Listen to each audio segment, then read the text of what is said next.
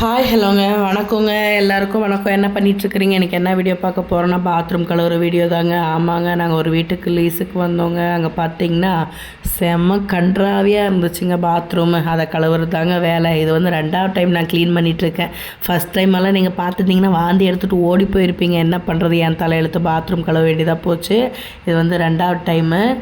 என்னன்னு பார்த்தீங்கன்னா செம்ம இதாக இருந்ததுங்க. இது வந்து நாள்பட்ட கரையுமே இந்த ஆக்சிட் வந்து நல்லா க்ளீன் பண்ணுது. நீங்கள் ஒரு டைம் யூஸ் பண்ணி பாருங்கள். நான் ஆக்சிட்டும் அடுத்து டைல்ஸ் க்ளீனரும் தான் யூஸ் பண்ணேன். ஆக்சிட்டை ஃபஸ்ட்டு ஊற்றி எல்லாம் க்ளீன் பண்ணி எடுத்துகிட்டு இதுக்கு வந்து நல்லா மூக்கில் துணி கட்டிக்கோங்க. குழந்தைங்களெல்லாம் வச்சுக்காதீங்க. எல்லோரையும் தூரம் அனுப்பிடுங்க. பக்கத்து வீட்டுக்கு இது அனுப்பிச்சிருங்க.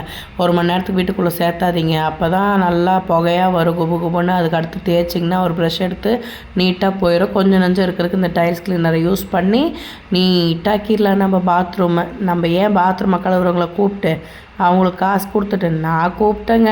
அவங்க வரல, அவைலபிளாக இல்லையா, ரொம்ப பிஸியாக இருந்தாங்களாம். அதனால் நானே பாத்ரூம் கழுவுற பெண்ணாகவே மாறிட்டேங்க.